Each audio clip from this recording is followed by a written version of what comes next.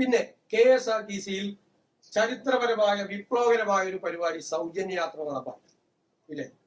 ആ സൗജന്യ യാത്ര നടപ്പാക്കിയപ്പോൾ സിറ്റി ബസ് ഓർഡിനറി ബസ് അല്ല സിറ്റി ബസ്സാക്കി മാറ്റിയെന്ന് പറഞ്ഞു വ്യാജ പ്രചരണം. ഒറ്റ ബസ് പോലും ഓർഡിനറി ബസ് സിറ്റി ഫാസ്റ്റ് ആക്കിയിട്ടില്ല.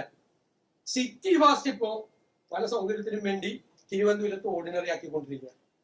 സിറ്റി ഫാസ്റ്റ് കള്ളപ്രചരണം, അതിന്റെ ഗ്രേസ് കളയാൻ വേണ്ടി കേരളത്തിൽ സ്ത്രീകൾക്ക് വേണ്ടി നടപ്പാക്കിയ ഒരു വിപ്ലവകരമായ പദ്ധതിയുടെ ഗ്രേസ് കളയാൻ പച്ചക്കള്ളം പ്രചരിപ്പിച്ചു. പച്ചക്കള്ളം ഓർഡിനറി ബസ് കുറയ്ക്കാൻ വേണ്ടിയിട്ട്, നമ്പർ കുറയ്ക്കാൻ വേണ്ടി. ഇന്നലെ കണക്ക് വന്നല്ലോ, എത്ര ലക്ഷം പേരാണ് അതിൽ യാത്ര ചെയ്തതെന്ന്. ആവേശഭരിതരായി എണ്ണം കൂടിയിട്ടല്ലേ യാത്ര ചെയ്തത്, എണ്ണം കുറഞ്ഞില്ലല്ലോ, കൂടുതൽ ചെയ്ത്. ഇന്നലത്തെക്കാൾ കൂടുതൽ ആളുകളല്ലേ ഇന്ന് യാത്ര ചെയ്തത്.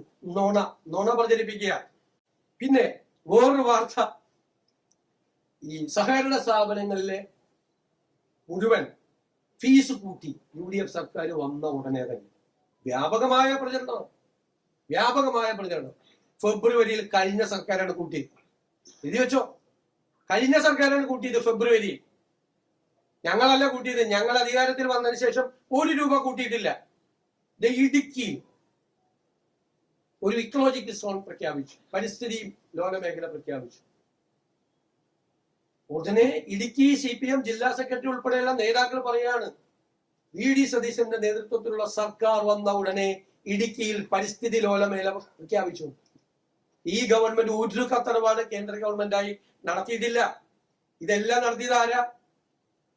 21/12/2024 കേന്ദ്ര സർക്കാർ കേന്ദ്ര വനം പരിസ്ഥിതി വകുപ്പിന് സമർപ്പിച്ചിരുന്നു ഈ റിപ്പോർട്ട്.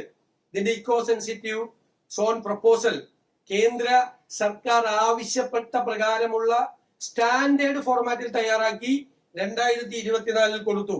തുടർന്ന് 5/4/2025 ഇതുമായി ബന്ധപ്പെട്ട അധിക വിവരങ്ങൾ സമർപ്പിച്ചു. അതിനുശേഷം ഈ സംരക്ഷിത വനപ്രദേശങ്ങളുടെ ഈ സെറ്റ് പ്രപ്പോസൽ ഉൾപ്പെടുന്നില്ല എന്ന് ചെറിയ സ്ഥലങ്ങൾ അധിക വിവരം വീണ്ടും കൊടുത്തു. തുടർന്ന് പ്രസ്തുത പ്രപ്പോസൽ സംബന്ധിച്ച് wild life institute of India ആവശ്യപ്പെട്ട പ്രകാരമുള്ള അധിക വിവരങ്ങൾ കൂടി വിശദമാക്കി പുതുക്കിയ ഇക്കോ സെൻസിറ്റീവ് സോൺ പ്രപ്പോസൽ കേന്ദ്ര സർക്കാരിന് 13/10/2025 സമർപ്പിച്ചിരുന്നു.